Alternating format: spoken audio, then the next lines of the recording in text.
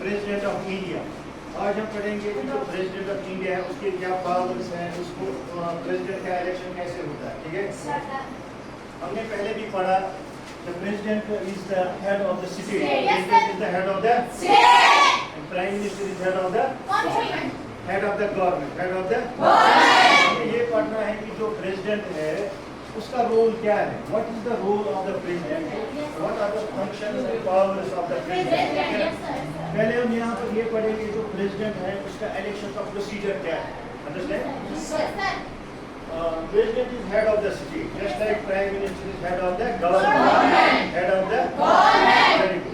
जो प्रेसिडेंट होता है वो इनडायरेक्टली इलेक्टेड होता है। अंडरस्टैंड? उसको लोग डायरेक्टली इलेक्ट नहीं करते, जबकि प्राइम मिनिस्टर को इलेक्ट करते हैं डायरेक्टली, उसने डायरेक्ट इलेक्शन लड़ा होता है लोकसभा में। अंडरस्टैंड? हमने पहले भी पढ़ा जो प्राइम मिनिस्टर है वो लोकसभा से भी आ सकता है, राज्यसभा से भी आ सकता है। अंडरस्टैंड? मतलब वो किसी भी हाउस से आ सकता है। मगर जो प्रेसिडेंट है, प्रेसिडेंट का जो वोटिंग प्रोसेस है उसमें आम इंसान डायरेक्टली पार्टिसिपेट नहीं करता है। प्रेसिडेंट का जो इलेक्शन प्रोसेस है ना उसमें आम इंसान डायरेक्टली पार्टिसिपेट नहीं करता है। तो उसमें कौन पार्टिसिपेट करता है? पहली बात, उसमें जो इलेक्टेड मेंबर्स होते हैं, पार्लियामेंट में जो इलेक्टेड मेंबर्स होते हैं, जो लोकसभा के हो या राज्यसभा के हो, हमने पढ़ा है कि लोकसभा के कितने मेंबर्स इलेक्टेड होते हैं? 543। कितने होते हैं? 543। हाँ, वो जो इलेक्टेड मेंबर्स हैं लोकसभा के भी और राज्यसभा के भी, they participate in the election of the president. Understand? वो इलेक्शन प्रेसिडेंट के जो इलेक्शन है उसमें वोट डालते हैं, ठीक है ना, वो उसमें वोट कास्ट करते हैं।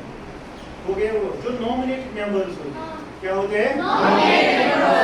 जो नॉमिनेटेड मेंबर्स होते हैं जिनको प्रेसिडेंट ऑफ इंडिया नॉमिनेट करता है, वो उसके इलेक्शन में हिस्सा नहीं लेते हैं, उसके इलेक्शन में हिस्सा नहीं लेते हैं। समझ आओ?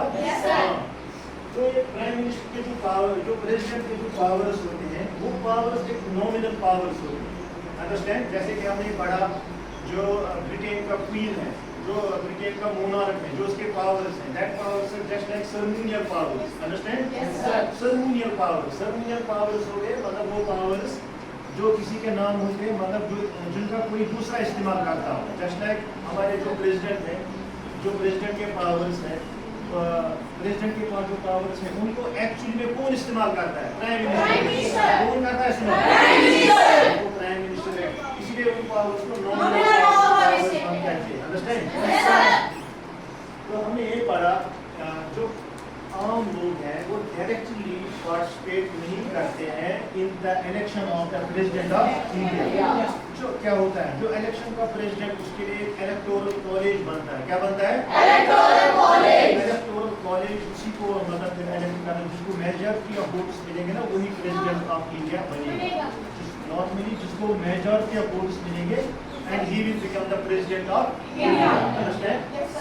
तो हम यहाँ ये पढ़ेंगे कि जो प्रेसिडेंट, अब जो प्रेसिडेंट बन गया, president is like a supervisor, वो सुपरवाइज करता है जितने भी पॉलिटिकल इंस्टीट्यूशंस हैं हमारे मुल्क में, जितने भी पॉलिटिकल इंस्टीट्यूशन, मैंने पहले ही बताया what is a political institution. वो जितने भी पॉलिटिकल इंस्टीट्यूशन है ना हमारे कंट्री में, प्राइम मिनिस्टर जो प्रेसिडेंट ऑफ इंडिया उसका काम होता है सुपरवाइज करना। क्या जितने भी पॉलिटिकल इंस्टीट्यूशंस हैं just like prime minister, governor, chief minister, उसको ये देखना होता है कि मुल्क कानून के कॉन्स्टिट्यूशन के हिसाब से चलता है कि नहीं चलता है। अंडरस्टैंड? तो प्रेसिडेंट को ये देखना होता है कि जो कंट्री है वो कॉन्स्टिट्यूशन के मुताबिक चलता है कि नहीं चलता। अंडरस्टैंड? हमने ये भी पढ़ा है कि कोई भी बिल तब तक लॉ नहीं बनेगा वेरी गुड जब तक कि प्रेसिडेंट उस बिल को एसेंट ना दे। अंडरस्टैंड? वो प्रेसिडेंट का कंट्रोल वहाँ पर है। अब प्रेसिडेंट का यही देखना है as a supervisor, president acts as a supervisor of the country. वो सुपरवाइज करता है तमाम पॉलिटिकल इंस्टीट्यूशंस को, जितने भी पॉलिटिकल इंस्टीट्यूशंस हैं, चाहे वो जुडिशरी का हो, चाहे वो प्राइम मिनिस्टर हो, चाहे वो गवर्नर हो, चाहे वो चीफ मिनिस्टर हो। President acts like a supervisor, understand? तो यहाँ पर एक मसला ये होता है कि then what is the difference between Prime Minister and the President. Here's one thing. Prime Minister के पास होता है popular support. क्या होता है? Popular support. हाँ, क्योंकि he is a directly elected house, directly elected member of the parliament. उसने direct election लड़ा होता है. यही difference है President और Prime Minister. अगर President ने direct election लड़ा होता, understand? अगर President ने ऐसे direct election laddoo, then Prime Minister already है direct election. तो इनके अंदर क्या होता है? क्लैश. इनमें क्या कैसे पानी? तो इनके अंदर क्लैश होता. प्रेसिडेंट होता मेरे पास ज्यादा पावर्स है. I am also directly elected by the people.